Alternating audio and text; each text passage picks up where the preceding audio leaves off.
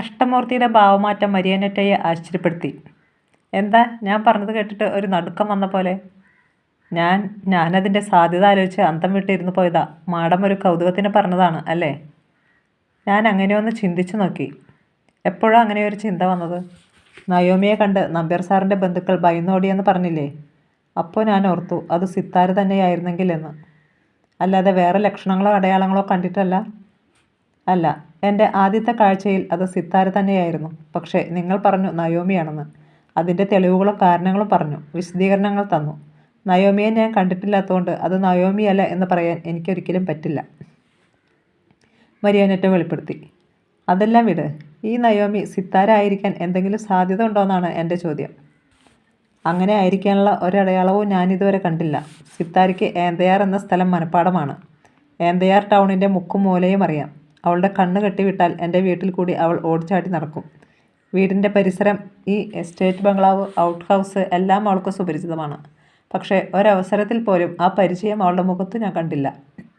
എല്ലായിടവും ആദ്യം കാണുന്ന പോലെ തന്നെ. അതൊക്കെ ഞാൻ ശ്രദ്ധിച്ചു, മരിയന്നറ്റോ പറഞ്ഞു. ഒരാൾക്ക് വേണമെന്ന് വെച്ചാൽ അങ്ങനെ അഭിനയിക്കാൻ പറ്റില്ലേ?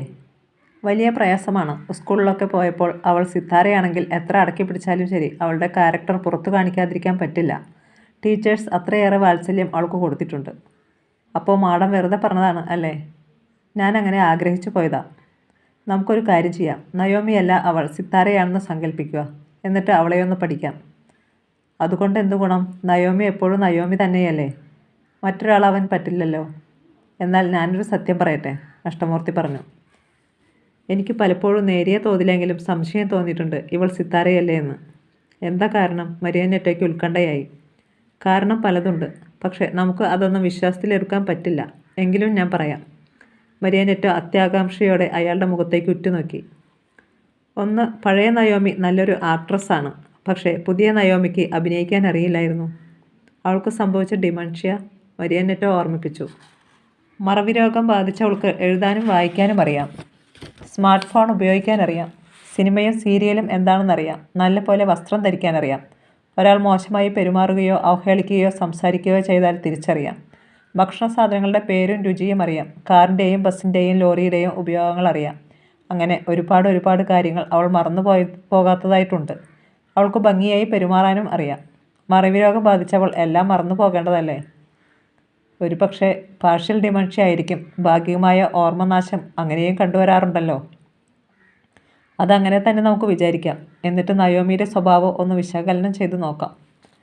തിരിച്ചു വന്ന നയോമിയെപ്പറ്റി അവളുടെ ഭർത്താവിനും മദർ ഇൻ ലോയ്ക്കും മറ്റു കുടുംബാംഗങ്ങൾക്കും വളരെ നല്ല അഭിപ്രായമാണ്. അക്രമികൾ തട്ടിക്കൊണ്ടു പോകുന്നതിന് മുമ്പ് നയോമിയെപ്പറ്റി അവർക്കെല്ലാം മോശം അഭിപ്രായമായിരുന്നോ? എല്ലാവർക്കും അങ്ങനെയല്ല. ഉദാഹരണത്തിന് നയോമിയെ വളർത്തിക്കൊണ്ടുവന്ന മുത്തശ്ശിക്കും അമ്മാവനും പഴയ നയോമിയുടെയായിരുന്നു താല്പര്യം. അവൾ സിനിമയിൽ അഭിനയിക്കുന്നുണ്ടായിരുന്നു എന്ന് പറഞ്ഞല്ലോ. പഴയ നയോമിക്ക് അവിടെ മോശമായ ചില ബന്ധങ്ങളുണ്ടായിരുന്നു. അവൾ വാങ്ങിച്ചെടുത്ത പണത്തിനും സുഖസൗകര്യങ്ങൾക്കും അവൾ പലരോടും കടപ്പെട്ടിരുന്നു. ഒരു യുവനടനുമായി അവൾക്ക് പ്രേമബന്ധവും ഉണ്ടായിരുന്നു. ഭർത്താവും കുടുംബവും കുട്ടിയുമൊക്കെ ഉള്ളപ്പോൾ തന്നെ. അതെ, ഭർത്താവിനെ അവൾ 2 വർഷം മുമ്പ് ഉപേക്ഷിച്ചു. കുഞ്ഞിനെയും ഉപേക്ഷിച്ചു. ഭർത്താവിൻ്റെ വീട്ടിൽ നിന്നും ഇറങ്ങിപ്പോയി. തൊടുപുഴയ്ക്കടുത്ത് ഒരു വാടക വീട്ടിലായിരുന്നു താമസം. ഭർത്താവിൻ്റെ പേര് അനിൽ ബാബു. പഴയ നയോമി ആ കുടുംബത്തെ കുറേയധികം ദ്രോഹിച്ചിട്ടുണ്ടെന്ന് പറയുന്നു. കുടുംബം എന്ന് പറയുമ്പോൾ ഭർത്താവ്, അയാളുടെ 3 സഹോദരങ്ങൾ, അമ്മ, മുത്തച്ഛൻ. അനിൽ ബാബു ആണ് അവളെ ഈ ഫീൽഡിലേക്ക് കൊണ്ടുവന്നത്.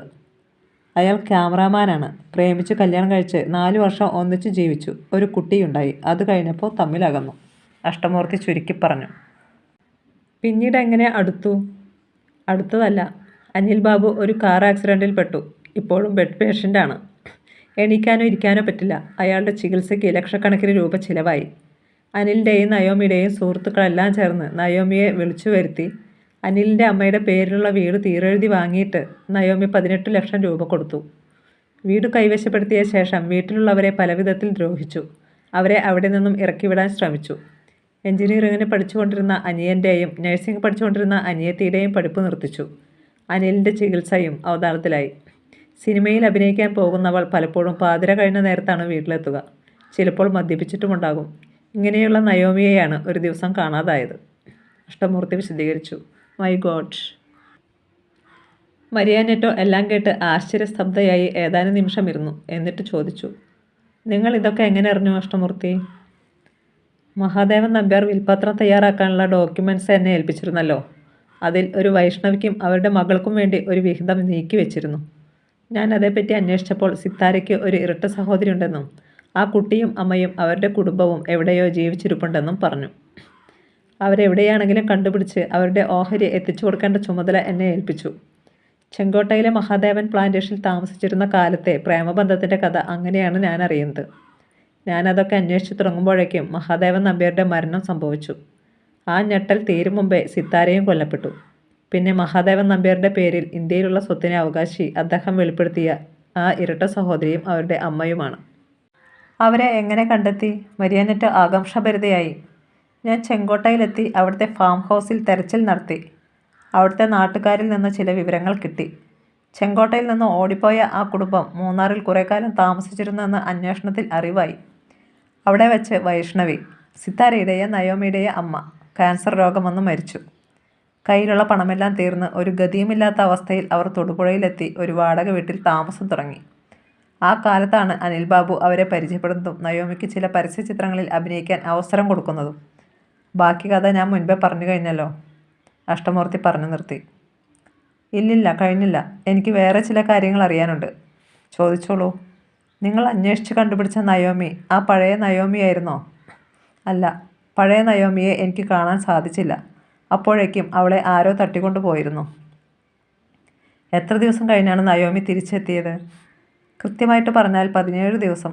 തിരിച്ചെത്തിയെന്ന് പറഞ്ഞുകൂടാ. തിരുവനന്തപുരത്ത് ഒരു രാത്രി കുറേ സാമൂഹ്യ വിരുദ്ധർ അവളെ ഓടിച്ചിട്ട് പിടിക്കാൻ ശ്രമിക്കുന്നതിനിടയിൽ പോലീസിൻ്റെ മുന്നിൽ ചെന്ന് പെടുകയായിരുന്നു. അപ്പോൾ അഷ്ടമൂർത്തി സാർ തിരുവനന്തപുരത്തുണ്ടായിരുന്നോ? ഇല്ല, ഞാനപ്പോൾ ചെന്നൈയിലാ. സിത്താര കൊല്ലപ്പെട്ട വിവരമറിഞ്ഞ് ഞാൻ അങ്ങോട്ട് പോയിരിക്കുകയായിരുന്നു. നയോമിയെ തിരിച്ചു കിട്ടുന്നതിന് മുമ്പ് തന്നെ സിത്താര കൊല്ലപ്പെട്ടു അല്ലേ? അതെ. കഷ്ടം, അവർക്ക് ഒരിക്കലും തമ്മിൽ കാണാൻ കഴിഞ്ഞില്ലല്ലോ, മരിയനെറ്റോ പരിതപിച്ചു. അതൊരു വലിയ ട്രാജഡിയായിപ്പോയി. തിരിച്ചു കിട്ടിയ നയോമിയെ സാർ എവിടെ വെച്ചാണ് ആദ്യം കണ്ടത്? വീട്ടിൽ വച്ച്. ആദ്യം കുറേ നാൾ നയോമി ഹോസ്പിറ്റലിലായിരുന്നു. അവൾ ആരെയും തിരിച്ചറിയുന്നില്ലായിരുന്നു. കടുത്ത മാനസികാഘാതം അവളുടെ ഓർമ്മയെയും വ്യക്തിത്വത്തെയും മാറ്റിമറിച്ചു എന്നാണ് ഡോക്ടർമാരുടെ അഭിപ്രായം. നയോമി വീട്ടിൽ തിരിച്ചെത്തിയ ശേഷമാണ് ഞാൻ കാണാൻ പോയത്. അപ്പോഴത്തെ നയോമി എങ്ങനെയായിരുന്നു? നമ്മളിപ്പോൾ കാണുന്നത് പോലെ തന്നെ കുറച്ച് ക്ഷീണമുണ്ടായിരുന്നെന്ന് മാത്രം. പക്ഷേ സ്വഭാവത്തിൽ വലിയ മാറ്റം സംഭവിച്ചു. എന്തു മാറ്റം? മരിയനെറ്റോ നെറ്റിച്ചൊളിച്ചു. ഭർത്താവിനും കുടുംബത്തിനും ഉപദ്രവകാരിയായിരുന്നവൾ പെട്ടെന്ന് ഉപകാരിയായി മാറി. നീതിബോധമുള്ളവളായി ന്യായത്തിന് കൂട്ടുനിൽക്കുക മാത്രമല്ല, അനീതിയെ തുറന്ന് എതിർക്കുകയും ചെയ്തു. അനിൽ ബാബുവിൻ്റെ അനുജൻ്റെയും പെങ്ങളുടെയും നിർത്തിവെച്ചിരുന്ന പഠിപ്പ് തുടരാൻ അനുവദിച്ചു. അതിനാവശ്യമുള്ള പണം കൊടുത്തു. അനിൽ ബാബുവിൻ്റെ ചികിത്സയ്ക്ക് വേണ്ട എല്ലാ ഏർപ്പാടുകളും ചെയ്തു. നയോമി തന്നെ കൃത്യമായ ഡേറ്റ് കൊടുക്കാതെ കടക്കെണിയിൽ കുരുക്കിയിട്ടിരുന്ന ഒരു മെഗാ സീരിയൽ പ്രൊഡ്യൂസർക്ക് ആവശ്യമുള്ളത്ര ഡേറ്റ് കൊടുത്ത് അയാളുടെ സീരിയലിൽ അഭിനയിച്ചു. അതിന് കിട്ടിയ പണം മുത്തച്ഛനെ ചികിത്സിക്കുന്നതിന് വേണ്ടി ചെലവാക്കി. പഴയ നയോമി ഇതിനെല്ലാം എതിരായിരുന്നു. ഈ പറഞ്ഞത് സിത്താരയുടെ അതേ സ്വഭാവം തന്നെയാണല്ലോ. മറ്റുള്ളവരെ സഹായിക്കാനും ആപത്തിൽപ്പെട്ടവർക്ക് തുണയായി നിൽക്കാനുമുള്ള മനസ്സരിവ്, മരിയനെറ്റോ അതിശയത്തോടെ പറഞ്ഞു. അതുമാത്രമല്ല മാഡം, ശത്രുക്കളോട് ഒരു വിട്ടുവീഴ്ചയുമില്ല. മോശമായ പെരുമാറ്റമോ സംസാരമോ ആരിൽ നിന്നെങ്കിലും ഉണ്ടായാൽ അപ്പോൾ തന്നെ പ്രതികരിക്കും.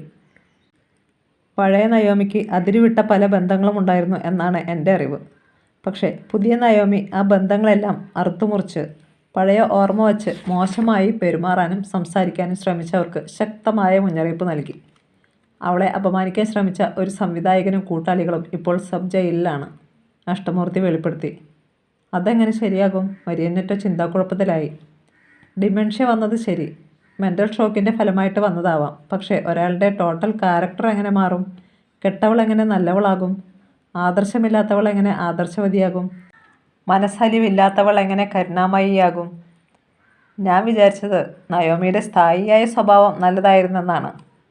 അത്യാഗ്രഹികളായ അമ്മാവനും മുത്തശ്ശിയും ചേർന്നാണ് അവളുടെ സ്വഭാവം മാറ്റിമറിച്ചത്. അവളുടെ എല്ലാ നെഗറ്റീവ് ആറ്റിറ്റ്യൂഡിനും പിന്നിൽ അവരുടെ ശക്തമായ പ്രേരണയുണ്ടായിരുന്നു. അങ്ങനെ വേണമെങ്കിൽ ചിന്തിക്കാമെന്നേയുള്ളൂ, വിശ്വസനീയമല്ല, മരിയനെറ്റോ സംശയത്തോടെ പറഞ്ഞു. ആരെയും തിരിച്ചറിഞ്ഞില്ല അല്ലേ? കഴിഞ്ഞതൊന്നും ഓർക്കുന്നുമില്ല. അഭിനയം പോലും മറന്നുപോയി. പക്ഷേ എല്ലാം പഠിച്ചെടുക്കാൻ അവൾ കഠിന ശ്രമം നടത്തുന്നുണ്ട്. അതുകൊണ്ടാണ് അവൾക്ക് വീണ്ടും അഭിനയിക്കാൻ സാധിച്ചത്. പഴയ നയോമി അഭിനയിച്ച സീരിയൽ എപ്പിസോഡുകൾ പെൻഡ്രൈവിലാക്കി വീട്ടിൽ കൊണ്ടുപോയി പലതവണ കണ്ടിട്ട് ഏകദേശം അതുപോലെ തന്നെ അഭിനയിക്കുകയാണ് ചെയ്തത്. നയോമിയുടെ വീട്ടുകാർക്ക് അവളുടെ പെരുമാറ്റത്തെപ്പറ്റി യാതൊരു സംശയവുമില്ലേ? അവളുടെ അമ്മാവനും മുത്തശ്ശിക്കും ഇപ്പോഴും അവളുടെ മാറ്റം അംഗീകരിക്കാൻ പറ്റുന്നില്ല. അവളുടെ മേൽ അവർക്കുണ്ടായിരുന്ന സ്വാധീനശക്തി നഷ്ടപ്പെട്ടു. വേറെ നിവൃത്തിയില്ലാത്തത് കൊണ്ട് മാത്രം സഹിക്കുന്നു എന്ന് മാത്രം. പക്ഷേ നയോമിയുടെ ഭർത്താവിൻ്റെ വീട്ടുകാർക്ക് അവളുടെ മാറ്റം വലിയ അനുഗ്രഹമായി. അവർക്ക് സന്തോഷവും അത്ഭുതവും മാത്രമേയുള്ളൂ. അവൾ അങ്ങനെ തന്നെ ആയിരിക്കട്ടെ എന്നാണ് അവരുടെ ആഗ്രഹം. അഷ്ടമൂർത്തി സാർ, ഞാനൊന്ന് ചോദിച്ചോട്ടെ? തട്ടിക്കൊണ്ടുപോകപ്പെട്ട നയോമി തിരിച്ചെത്തിയ ശേഷമാണോ അതോ അതിനു മുമ്പാണോ സിത്താര കൊല്ലപ്പെട്ടത്? 3 ദിവസം മുമ്പ്. ഡെഡ് ബോഡി കിട്ടിയതല്ല, കൊല്ലപ്പെട്ട ദിവസമാണ് ചോദിച്ചത്. അപ്പോൾ 4 ദിവസം എന്ന് കണക്ക് കൂട്ടാം. ആരാണ് ഡെഡ് ബോഡി തിരിച്ചറിഞ്ഞത്? സിത്താരയുടെ ബന്ധുക്കൾ തന്നെ. പിന്നെ DNA പരിശോധനയും നടന്നു. ഡെഡ് ബോഡി കത്തിക്കാനുള്ള ശ്രമം നടന്നതിനാൽ രൂപം കൊണ്ട് തിരിച്ചറിയാൻ പറ്റുമായിരുന്നില്ല. മഹാദേവൻ നമ്പ്യാരുടെ DNA സാമ്പിൾ ഫോറൻസിക് ലാബിലുണ്ടായിരുന്നു. അദ്ദേഹത്തിൻ്റെ ബോഡിയും പോസ്റ്റ്മോർട്ടം നടത്തിയിരുന്നല്ലോ. എല്ലാം കൂടി കെട്ടുപിണഞ്ഞിട്ട് എൻ്റെ തല പെരുക്കുന്നു. നയോമി കൊല്ലപ്പെടുകയും സിത്താര രക്ഷപ്പെടുകയും ചെയ്യുന്ന ഒരു ട്വിസ്റ്റ് ഒന്ന് ആലോചിച്ച് നോക്കിക്കേ. അഷ്ടമൂർത്തി അന്തം വിട്ട് മരിയന്നറ്റയെ നോക്കി. പക്ഷെ ആർക്കും അങ്ങനെയൊരു സംശയം തോന്നിയില്ലല്ലോ. എങ്ങനെ തോന്നും അഷ്ടമൂർത്തി സാറേ? നയോമി ആ കളത്തിലില്ലല്ലോ. അവൾ നമ്പ്യാർ സാറിൻ്റെ മകളാണെന്ന് ലോകത്തിനറിയില്ല. ലോകദൃഷ്ടിയിൽ നമ്പ്യാർ സാറിൻ്റെ മകൾ സിത്താര മാത്രമാണ്. മൂത്ത മകൾ സനയെ നമുക്ക് വിടാം. ബോഡി നമ്പ്യാർ സാറിൻ്റെ മകളുടേതാണെന്ന് DNA ടെസ്റ്റിൽ തെളിഞ്ഞാൽ പിന്നെ അത് സിത്താരയിലെന്ന് ആരെങ്കിലും കരുതുമോ? 100% സിത്താര തന്നെ. മറ്റാരെയും സംശയിക്കാനില്ല. പക്ഷേ അതേ DNAയുമായുള്ള നയോമി എന്നൊരു പുത്രി കൂടി നമ്പ്യാർ സാറിനുണ്ടെന്ന് നമുക്കറിയാം. നമുക്കറിയാമെന്ന് വെച്ചാൽ എന്താ അതിനർത്ഥം? നമുക്ക് സംശയിക്കാമെന്ന് തന്നെയാ. ഒരു പക്ഷേ കൊല്ലപ്പെട്ടത് നയോമിയാണെങ്കിലോ? ചേച്ചേ, അങ്ങനെ ചിന്തിച്ചാൽ ഇപ്പോൾ നമ്മുടെ കൂടെയുള്ളത് സിത്താരയാണെന്നല്ലേ അതിനർത്ഥം? നയോമിയാണ് കൊല്ലപ്പെട്ടതെങ്കിൽ 1000 ചോദ്യങ്ങൾക്ക് നമ്മൾ ഉത്തരം കണ്ടുപിടിച്ചേ പറ്റൂ. അതിൽ ഒന്നാമത്തെ ചോദ്യം ഞാൻ മാഡത്തിനോട് ചോദിച്ചോട്ടെ? ചോദിക്കൂ. മരിയന്നറ്റ ഉത്സാഹത്തിലായി.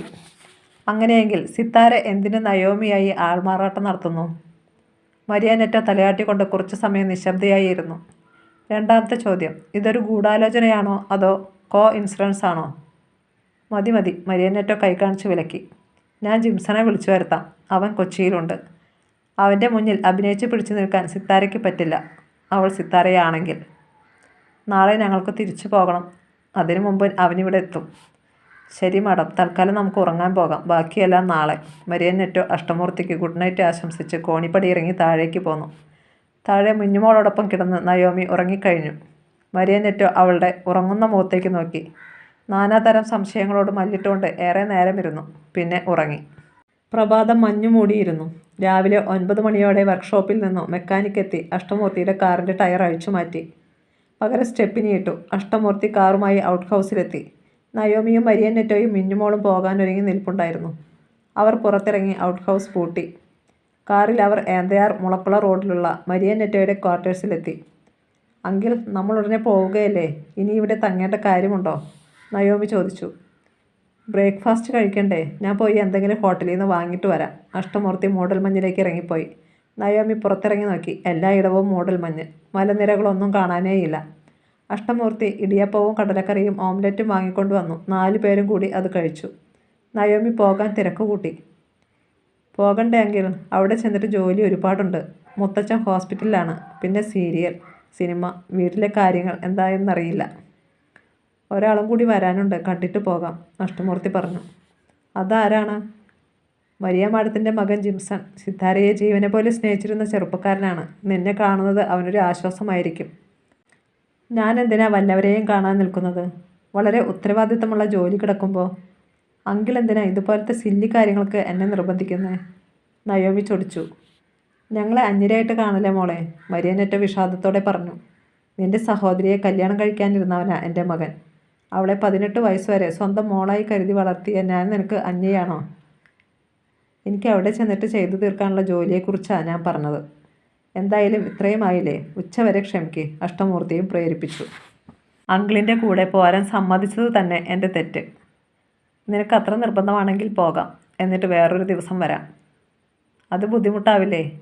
ഞാൻ എൻ്റെ മോനെയും കൊണ്ട് അങ്ങോട്ട് വരാം, മരിയന്നറ്റോ ഭേദഗതി നിർദ്ദേശിച്ചു. വേണ്ട, ആരും ബുദ്ധിമുട്ടണ്ട. കാണാനുള്ളവരൊക്കെ വന്ന് കാണട്ടെ, എന്നിട്ടേ പോണുള്ളൂ. നയോമി അല്പം നീരസത്തിൽ പറഞ്ഞിട്ട് വീട്ടിനുള്ളിലേക്ക് കയറിപ്പോയി. എന്തായാലും ജിംസൺ വരട്ടെ, മരിയന്നറ്റോ അഷ്ടമൂർത്തിയോട് പറഞ്ഞു.